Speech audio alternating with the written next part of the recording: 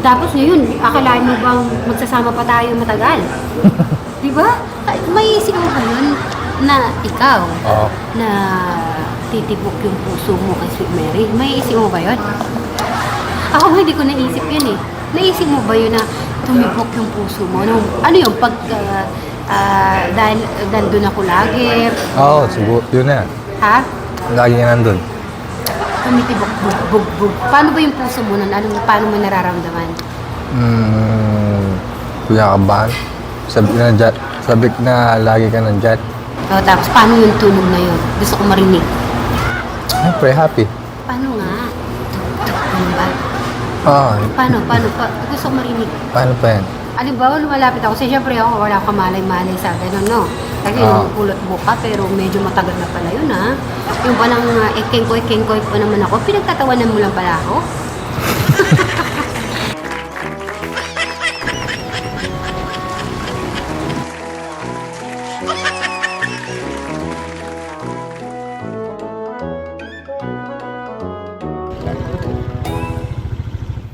Kasi may unboxing po kami ni Bri. Abangan kung ano po to. Ay, ano kaya to, Bri? Let's go. Tayo natin si Bri. Ay, yung ano mo. Ay, yung suot mo. Baka makalimutan mo. Meron ka pang helmet. Ang bilis nung pumayat ni Bri. Oo, nung ano ako sa baywang mo, tapos kinakapa-kapa ko pa yung tiyan mo. Ano yung pumayat? Mabilis ka talagang pumayat. Tara na. At pupunta. Mabilis ka talaga pumayat. At dito na po tayo. Let's go. Ay, magano po tayo ng mga drinks natin.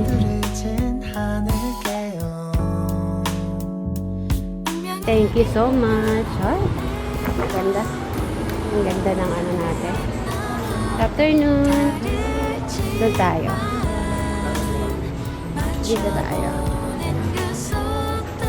Ay, ganda. Ito ang aming posisyon ni Bri lagi.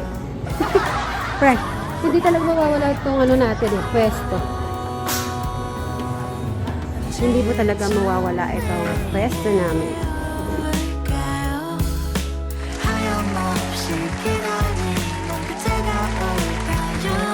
Ito magandang hapon po sa ating lahat. Ganda po po mga Mary. Ito po muna natin ito. Thank you, madam. Ito yung coffee. Ay, ito yung chips sa'yo. So, nag-order po ako ng fish fillet. Tapos yun sa'yo with rice. Pero yung mushroom na paborito mo. But we can share. Yan. So yan po, magandang hapon po sa ating mga solid ka-viewers po dyan. Maganda hapon. Siyempre, kasama ko si Bri. Babati din siyempre siya.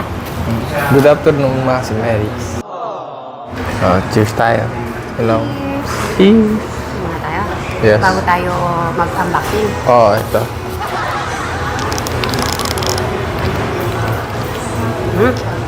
Sarap. So, usog mo muna natin ito habang wala pa yun sa'yo. Okay, open mo na. Paano ba to? Kaya na pala siya. Okay, so kakain na muna. Salamat. Ito, unahin na ba natin ito? Kakain na muna pala tayo. Kain mo na? Oo. Ba't kulang yata itong... Ano lang naman, chips lang sa akin. Okay, pray muna tayo. Thank you Lord for the food. In Jesus' name, Amen. Ayan, amen po. Kain po tayo. Kain no tayo. Kain. Okay, tara. That's it. Kakain lang po kami saglit.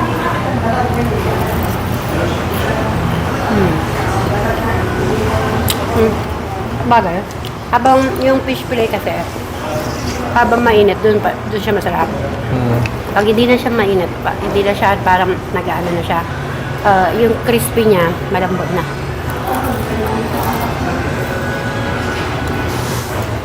Three years anniversary. Ang bilis. Bilis, no? Na Sweet Mary's Vlog. Magka-thank you lang ko sa ano. Alam na naman natin sa kaganapan nangyari po sa father and son. syempre ako ay paano ako nag-start sa pag-vlog nung nag-for good ako dito sa ating bansang Pilipinas. Okay. Pumunta ako sa old. Yung nagluluto ako ng sopas. Ang title niyo na yung My Tekram Family. At ang masarap na sopas. Ay, lahat po dito, si Inda nagulat na nagluluto na ako ng sopas.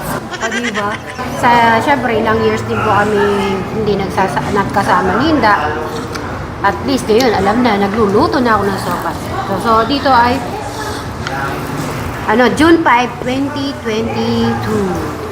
Kaya talagang 3 years na ako. Ayan, no? Yan po yan. 2022, June 5. Kaya alala ko sa kasi birthday ni Steven. Happy birthday. Ang aming unang pamangkin na Steven Manimbo. Hello, Steven Manimbo. Happy birthday ba niya? Ngayon. Happy birthday. Yan. So, nagluluto ako ng sopas dito. Yan, no? Hindi pa kulot dito yung buko. Mga nung magba-birthday, para na to birthday ni, birthday ni Kuya Dave nun Kasi nagpakulot ako, may vlog pa ako doon. Tapos nagjo-joke-joke pa kami sa live. Ibang lugar pa. Nakakatawa nga Wala lang, kaya nakita ko yung yung sa ko po sa TikTok, yung ko po doon na may kasi doon lumilitaw every year, every year may malabas. Tapos nakita ko nga doon na 3 years na pala ang Sweet Mary's Vlog. Bilis 98 pa lang subscriber ko noon. Yung na yon, yung June na yon. Yung June 5 kaka-start ko, may nagsusubscribe. 98 yun, yung na yon na isang vlog ko. Ito nga, my family. Ba't ayaw niya ayaw niya.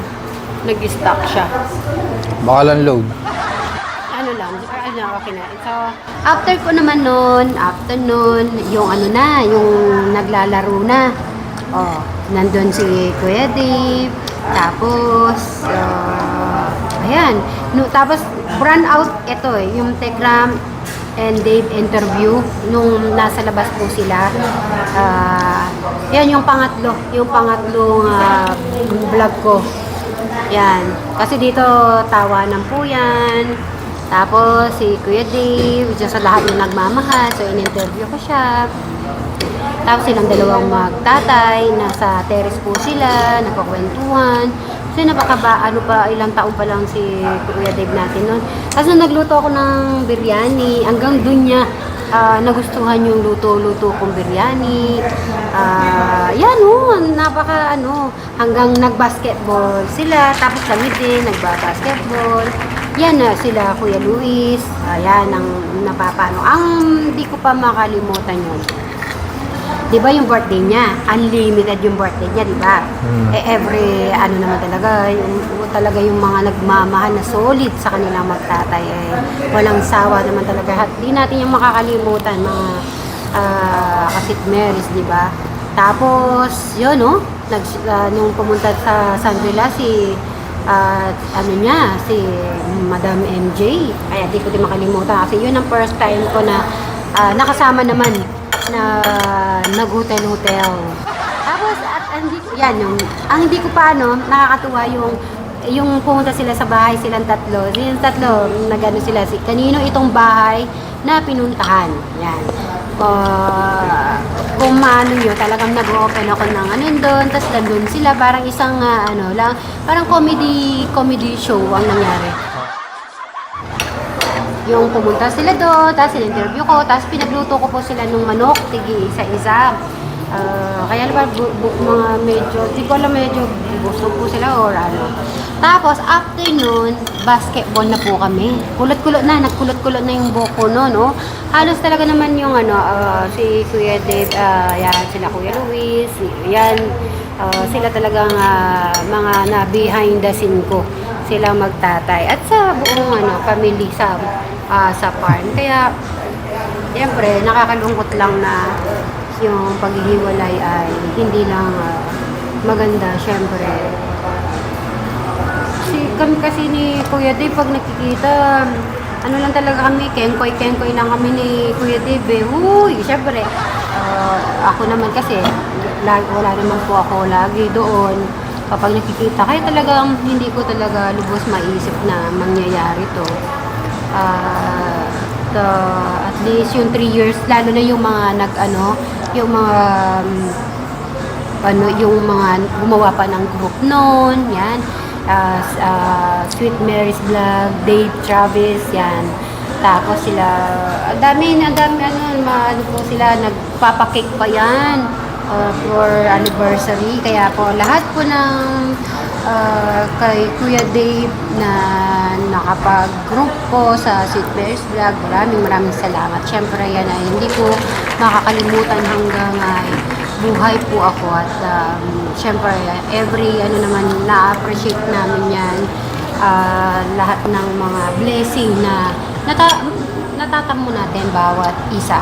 Kasi ako naman po kasi bilang sa OFW, nagtrabaho sa ibang bansa. Kaya yung mga experience na nangyari kay Ramil sa aking kapatid, parang naramdaman ko na yan nung nasa Dubai pa lang ako at sabi ko nga yun nga nung nangyari nga yung ganyan na parang bumalik sa aking alaala ang lahat ng yung mga nangyari sa akin. Pero siguro kaya nangyayari din to sa ating buhay para magiging more matatag. Alain mo yun, Bri, nangyari yung COVID. Siyempre, dahil yung mga client, naglaylo na rin, umaalis na, umuwi na sa hanggang yung mga staff naman, siyempre, hindi naman habang panahon talaga, nasa company mo. Siyempre, gusto din na maiba. So, hanggang yung COVID, hanggang non-stop, 2 years talaga, no? Pinaglaban naman talaga yung lahat ng yung company. Kaya lang, may sila, mag-for good na ako, kasi nga, at saka yung nangyari sa akin. Kaya yun, napilitan na rin akong umuwi. Kalahin mo nun, after ilang months, lumitaw kayo naman, Brian. Hanggang di ba na kayo ni Ramil sa akin. Tapos ngayon, akalain mo bang magsasama pa tayo matagal? Di ba? May isip mo ba yun na ikaw na titibok yung puso mo kay Sweet Mary? May isip mo ba yun? Ako hindi ko naisip yun eh. Naisip mo ba yun na tumibok yung puso mo? Ano yung dahil nandun ako lagi? Oo, siguro. Yun na. Ha? Lagi nga nandun. Tumitibok, bug. Paano ba yung puso mo nun? Paano mo nararamdaman? Kinakabahan. Sabik na lagi ka nandyan. Tapos paano yung tunog na yun? Gusto ko marinig. Siyempre, happy. Paano nga? Ano ba? Paano? Gusto ko marinig. Paano pa yan? Halimbawa, lumalapit ako. Kasi syempre ako, wala akong malay-malay sa gano'n, no?